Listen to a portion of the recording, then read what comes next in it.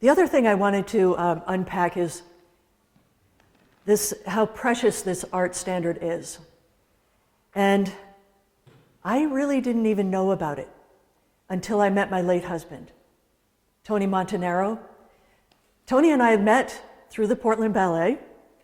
And, you know, here I had been a professional ballet dancer. I toured the world. I performed at Jacob's Pillow and Brooklyn Academy of Music and the Spoleto Festival. And I, you know, did Balanchine ballets. I was really kind of high up in the dance world.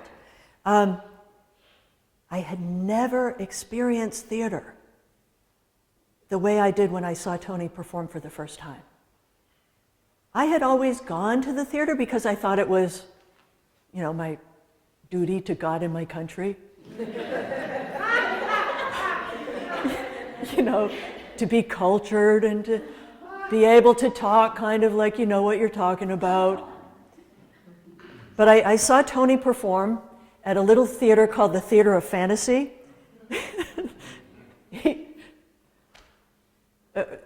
He got so many people thinking that was a totally different kind of theater. But I went to see this performance, and he was 60 years old at the time. I was 27. There was a 34-year age difference. And I went to this performance, a little tiny theater, 80 seats, and I sat there and I watched this 60-year-old man. He was going through a divorce. He wasn't really happy in his life. His belly was sticking out. You could see his jockstrap. He was growing his hair long, 60 years old, you know.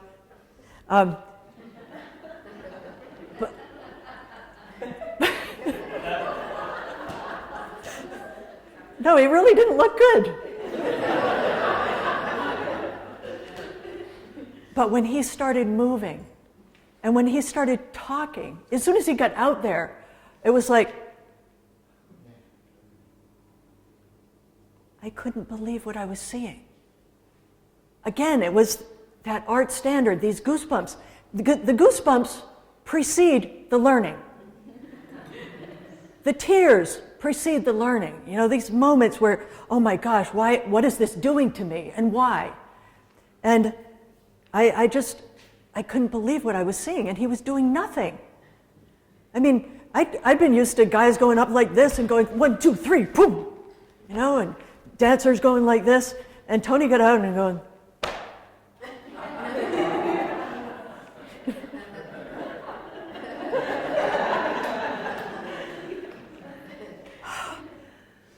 Empathy. When he went like this, we all went like that. We all became the fat cowboy.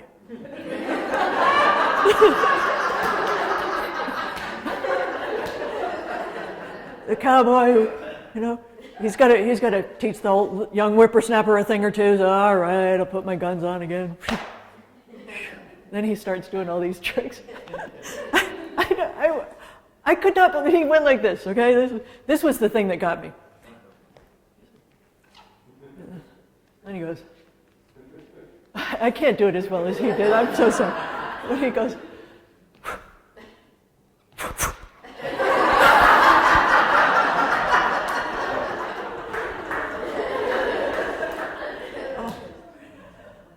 that was the beginning of me coming back to life.